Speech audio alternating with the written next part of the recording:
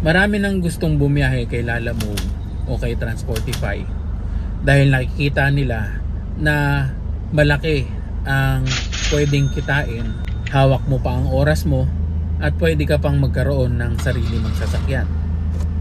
Ang tanong ng marami, kailangan bang kumuha o kailangan ba magkaroon ka ng prangkisa o LTFRB bago bumiyahe sa Lalamove or Transportify?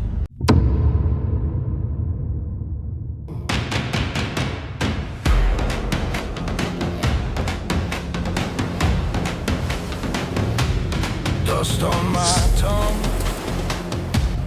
map burned a cold. Mile markers stare through my soul. Boots beat the gravel like a war I once knew. Every border I cross, just a cut leading through. On this road of iron,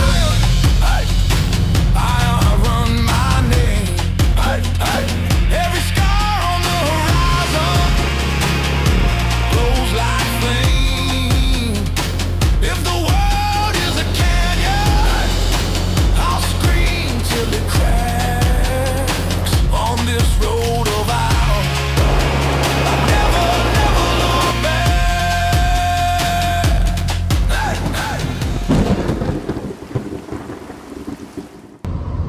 So lilinawin ko lang po na hindi tayo eksperto pagdating sa ganitong bagay.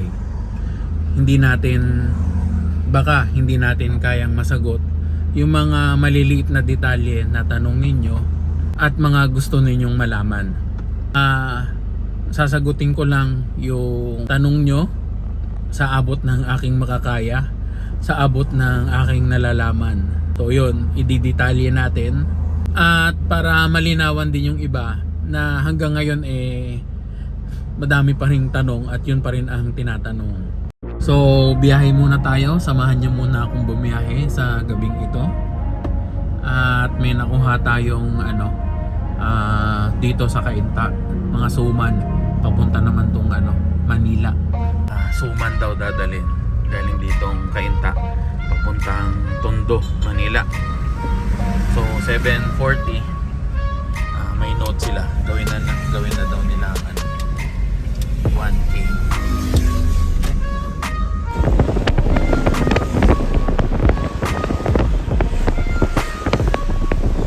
Okay. May tricycle. Yeah. Suman. Puno din Wait lang, tumababa muna.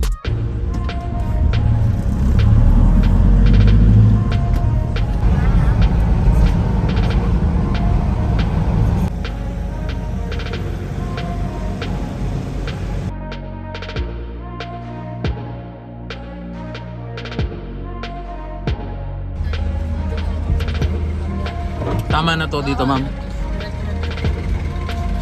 Ito sa 7-Eleven. 7-Eleven.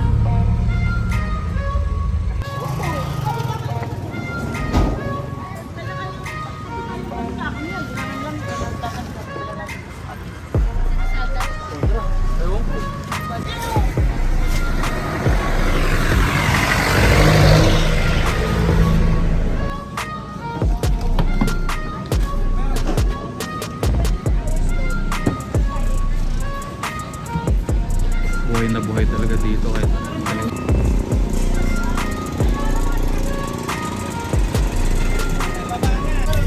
yan na lang po idagdag nyo. Sumang mata. Lalo ba yung isang ganito mo lang? Saka yung akin pa. Yan, may isang ganito mo sa atin. Okay. Sabi ko suman na lang idagdag kasi medyo nagkamali sila sa pin. Medyo mga lang naman, 2 kilometro naman layo. So wala naman traffic. Dagdag na lang kayo, ma'am. Head toward Cano Street. Kaya na yun. May pang kape tayo mamaya. Partner sa kape. Tatlong grupo pala sila. Naghati-hati na lang sila dun sa Lalamove fee. Magtitinda sila ng mga suman dito sa may simbahan. O Sunday ngayon. Itong naglalamove ako, dito ko lang napatunayan na talagang karamihan pala ng mga suman na mabibili mo dito sa sa Manila galing sa Cainta. Kaya pala pag piyesta sa Cainta, talagang suman yung inaano nila.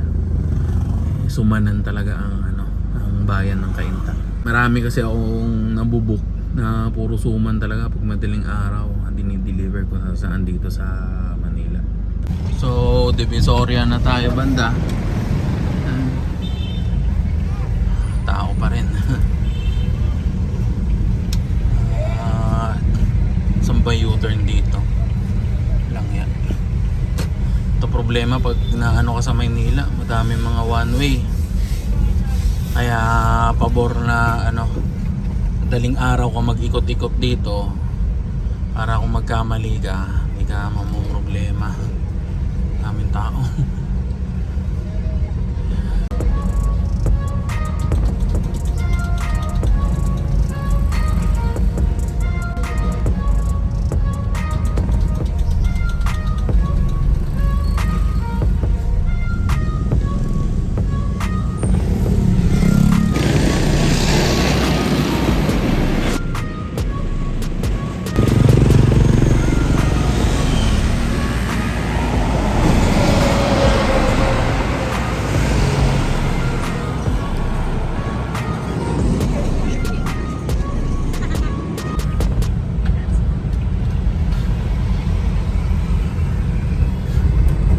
O marami kasing nagtatanong sa akin kung may prangkisa ba daw ako.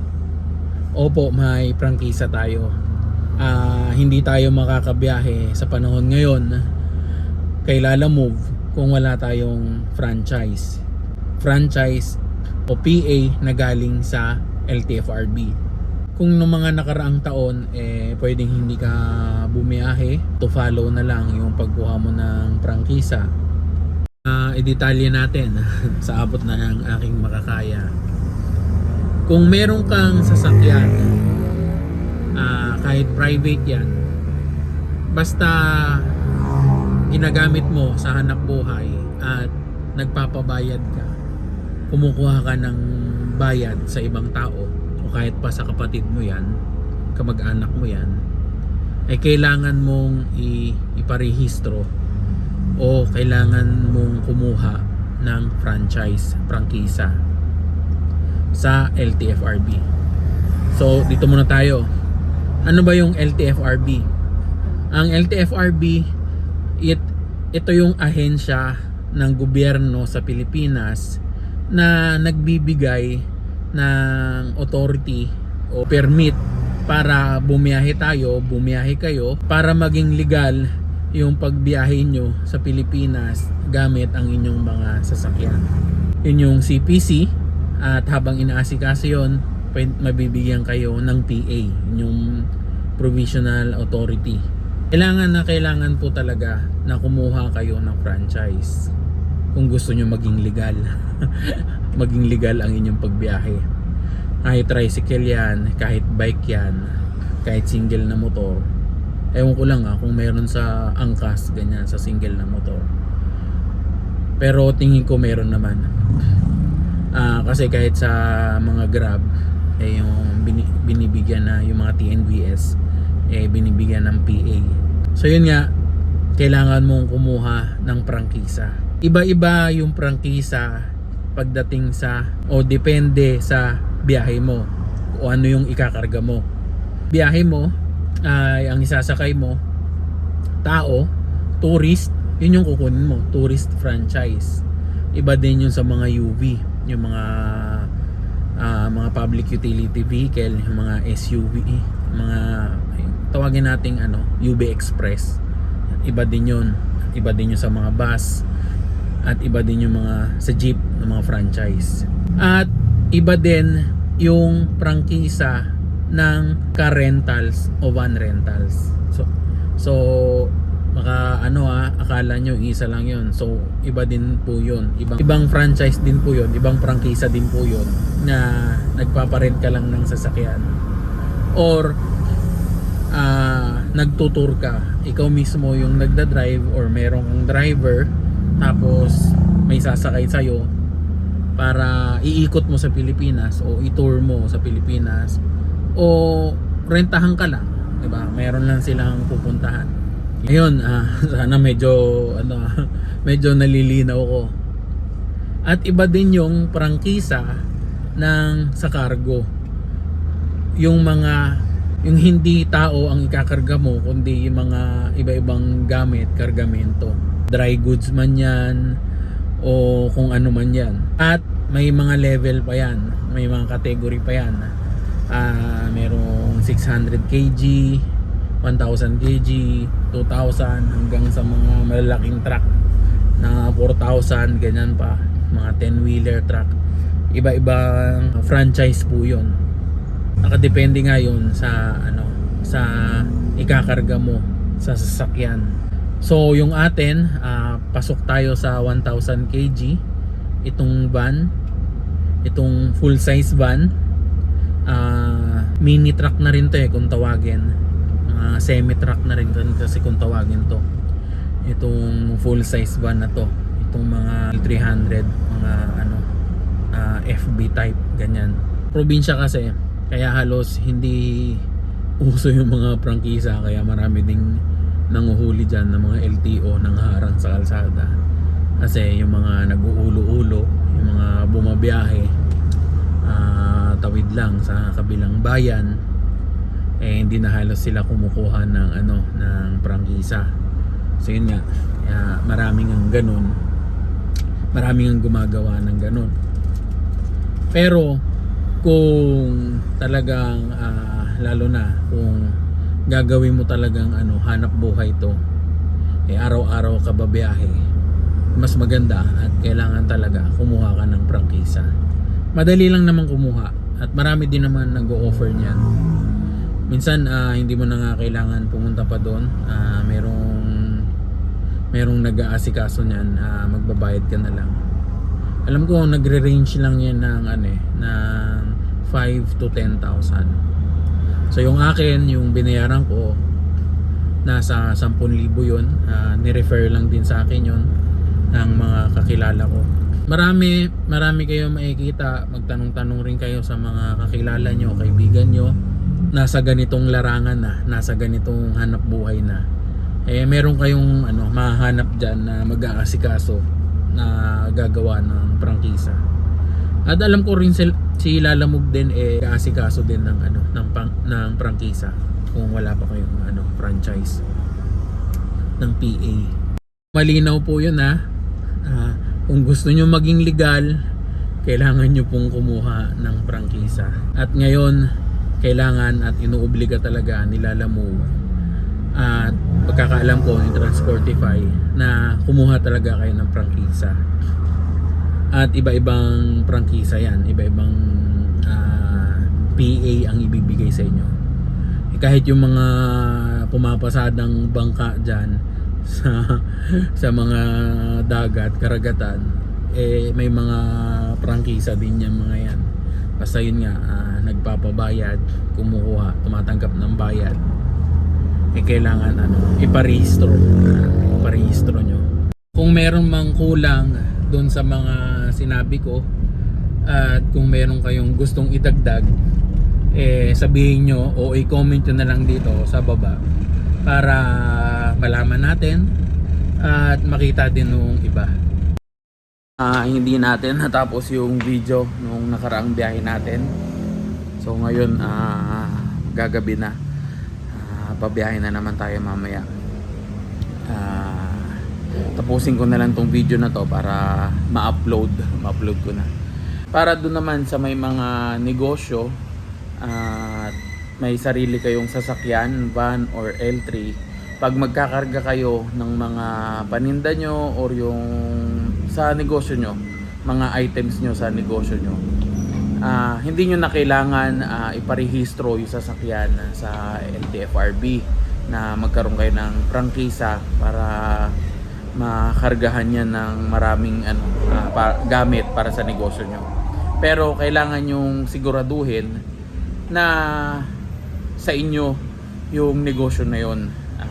Kung sakali man na mapara kayo, ma-apprehend kayo ng mga enforcer, mga LTO, ano man, at na-question, nakita na napakadami yung kasi questionable pag sobrang dami yung karga na mga items, tatanungin talaga kayo.